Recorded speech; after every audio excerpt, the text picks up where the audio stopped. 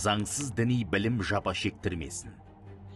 Медальдің екі жағы болатыны секілді, шетелде діни білім алудың артықшылықтарымен қатар аса қауіпті тұстары да аз емес.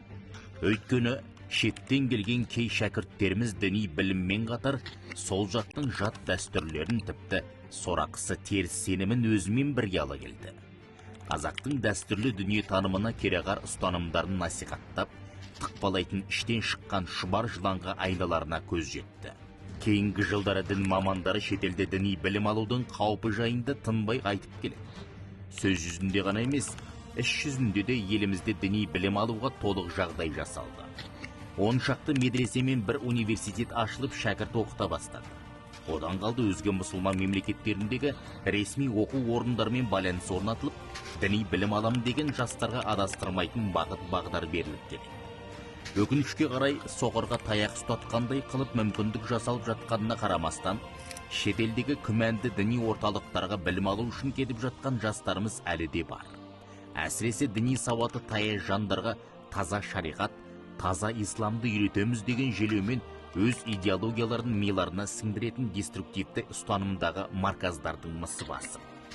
Бұл оқу орындардың басты қаупі олар діни білім беруден гөрі адамның санасын улау, мемлекеттің зайырлы құрылымына қарсы тәрбиелеу, радикалды идеологияны меңгертуге басымдық береді. Бұдан шыққан жастар қоғамнан оқшауланып, мемлекет заңдарын мойындамай, айналасына қауіп төндіретін деңгейге жетуі мүмкін. Оның алдын алу үшін біріншіден діни білім алғысы келетін жастарға отандық ресми медреселер мен университеттерде сапалы, заманауи білім берілетін насихаттау қажет. Екіншіден, ата-аналар мен ұстаздар жасөспірімнің қызығушылығын, айналасын, интернеттегі әрекетін бақылап, қажет кезінде дұрыс бағыт-бағдар бере білу қажет. Үшіншіден, ақпараттық қауіпсіздік пен медиа сауат заманның басты қажеттілігі.